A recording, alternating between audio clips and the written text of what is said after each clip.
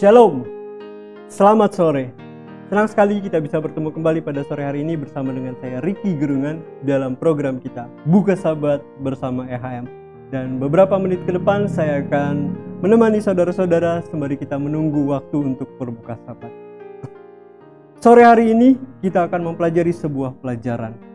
Anda mungkin tidak membutuhkan pelajaran ini saat ini dalam kehidupan Anda, tetapi akan ada waktu di mana Anda perlu untuk mendengar tentang pelajaran ini. Sebuah kisah yang bertempat di sebuah kota tua yang bernama Ziklag. Sebuah kisah tentang seorang pemimpin dan para pasukannya yang baru saja kembali dari medan peperangan hanya untuk mendapati sebuah kenyataan pahit bahwa tempat tinggal mereka Ziklag telah di bumi hanguskan. Harta mereka dijarah dan yang lebih menyayat hati ketika mereka mengetahui bahwa istri dan anak-anak mereka telah diculik. Alkitab bahkan berkata dalam 1 Samuel 30 ayat 4, Daud dan pasukannya menangis dengan nyaring sampai mereka tak kuat lagi untuk menangis. Dan situasi ini sangat berhubungan dengan masing-masing kita saat ini. Life is a fight. Hidup adalah perjuangan. Saat ini mungkin kita masing-masing sedang berjuang untuk membayar tagihan-tagihan rumah kita, tagihan listrik, membayar tagihan-tagihan sekolah, berjuang untuk menyelesaikan sekolah kita, berjuang untuk menyelesaikan pendidikan kita, bahkan mungkin berjuang untuk mencari pekerjaan, berjuang untuk mendapatkan promosi dalam jabatan-jabatan pekerjaan kita, berjuang untuk kesehatan kita, dan bahkan mungkin berjuang untuk membesarkan anak-anak kita. Tapi yang Anda dan saya ketahui bahwa perjuangan hidup tidak pernah adil. Ketika kita mungkin di tengah-tengah perjuangan untuk mencari bantuan, boom, mobil Anda tiba-tiba mogok. Dan akhirnya muncul tagihan baru untuk memperbaiki mobil Anda. Hidup adalah perjuangan. Inilah situasi yang dihadapi oleh Raja Daud pada saat itu. Masalah silih berganti dan pada titik ini orang-orang kepercayaannya mereka justru berpaling darinya dan bersiap untuk merajam Raja Daud dengan batu. Raja Daud sudah hampir menyerah pada saat itu dan banyak dari antara kita hari ini pun berada di satu titik di mana kita juga mungkin sudah akan menyerah. Kita berdiri di tepi jurang kegagalan. Ketika orang-orang yang berjanji bahwa mereka akan ada untuk Anda di saat Anda susah, justru mereka berpaling dari Anda. Pada situasi yang Daud rasakan, Anda pun pernah merasakannya. Pada titik ini, apa yang Daud lakukan? Daud menguatkan dirinya, istrinya tidak ada, anak-anaknya tidak ada, komandan-komandan dan para panglimanya bahkan berpaling dari dirinya. Tapi Daud menguatkan dirinya. Pada suatu titik dalam kehidupan Anda harus menguatkan diri Anda sendiri. Ibu Anda tidak akan mampu untuk melakukannya bagi Anda. Ayah Anda tak akan mampu untuk melakukannya bagi Anda. Anak Anda tak akan mampu untuk melakukannya bagi Anda. Bahkan pendeta Anda pun tak akan mampu untuk menguatkan diri Anda bagi Anda. Anda harus berdiri sebagai seorang individu dan katakan pada diri Anda, saya anak Tuhan. Saya sanggup melalui semua ini. Masalah ini tak dapat menghentikan saya. Greater is he that is in me than he that is in the world. Orang-orang di sekitar Daud bahkan menyerah.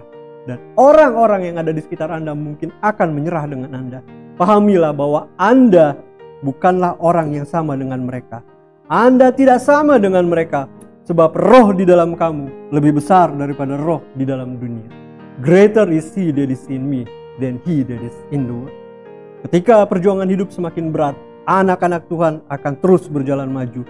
Ketika masalah mendatangi Anda bertubi-tubi, ketika mundur adalah satu-satunya pilihan bagi Anda, ketika sepertinya sudah tidak ada jalan keluar bagi Anda, dan Anda merasa dalam posisi yang tersudut, kuatkan diri Anda.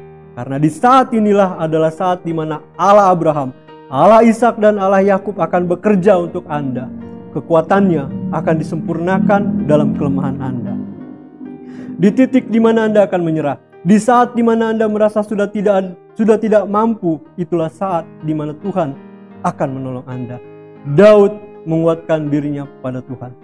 Ketika Anda berada dalam situasi seperti ini lagi, situasi yang Anda rasa sangat sulit dalam kehidupan Anda, ingatkan diri Anda pada Keluaran 14 ayat 14. Tuhan akan berperang untuk kamu dan kamu akan diam saja. Ingatlah pada Ulangan 3 ayat 22. Janganlah takut kepada mereka, sebab Tuhan Allahmu dialah yang berperang untukmu. Ingatkan diri Anda bahwa Tuhan bukit batuku, kota bentengku. dan penyelamatku. Kepada siapakah aku harus takut? Ingatlah akan Roma 8 ayat 37 bahwa kita lebih dari pemenang oleh karena Kristus. Ingatlah pada Efesus 6 ayat 10. Hendaklah kamu dalam Tuhan dalam kekuatan kuasanya. Ingatkanlah diri Anda pada Yesaya 54 ayat 17. Setiap senjata yang ditempa terhadap engkau tidak akan berhasil. Dan setiap orang yang melontarkan tuduhan terhadap engkau dalam pengadilan akan engkau buktikan salah. Inilah yang menjadi bagian hamba-hamba Tuhan dan kebenaran yang mereka terima daripadaku. Demikianlah firman Tuhan. Inilah yang saya yakini sebagai masalah besar dalam hidup kita. Dan hal itu dirangkum oleh Tuhan kita Yesus Kristus dalam satu kalimat yang sangat sederhana. Yesus menjawab mereka, "Kamu sesat sebab kamu tidak mengerti kitab suci maupun kuasa Allah." Itulah pangkal permasalahan dalam kehidupan kita. Kita tidak mengerti firman Tuhan.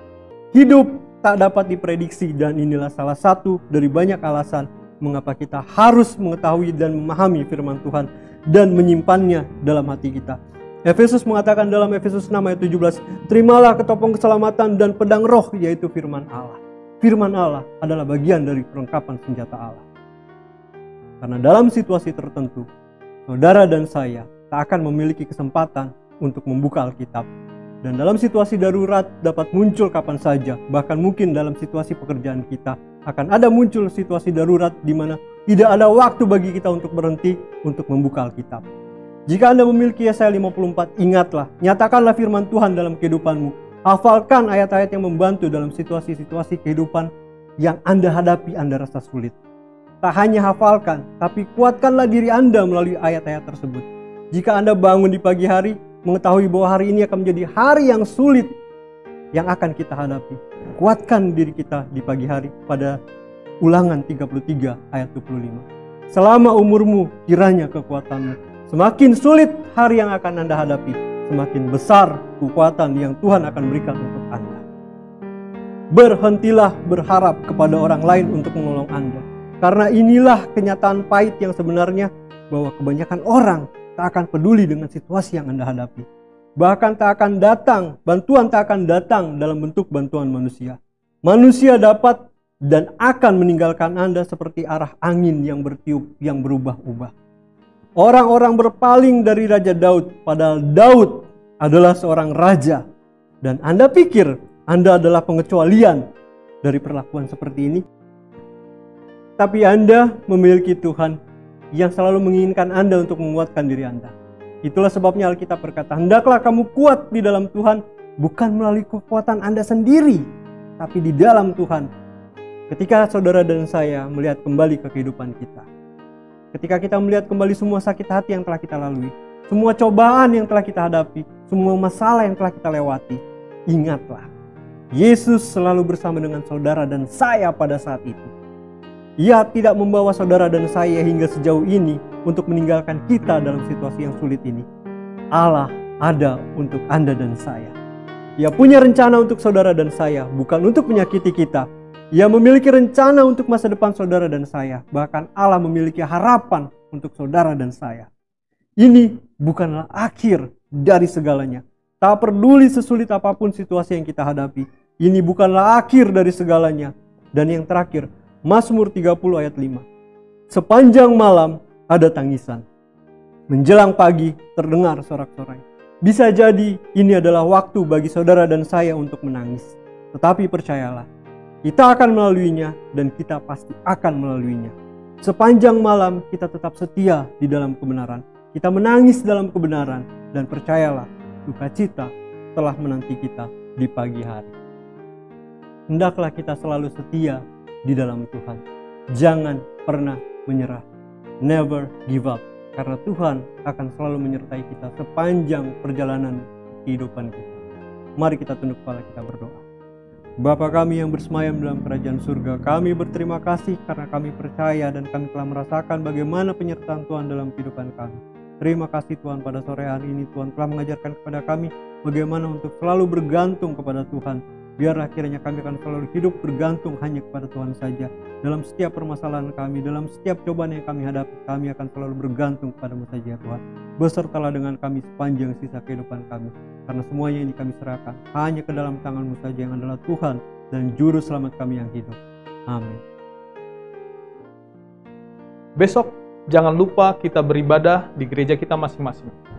Bagi sahabat-sahabat EHM yang rindu untuk bergabung bersama kami mengundang untuk bergabung bersama kami di Jalan Pemuda nomor 47C, Depok. Demikianlah firman Tuhan yang dapat kami sampaikan pada sore hari ini. Tuhan Yesus memberkati.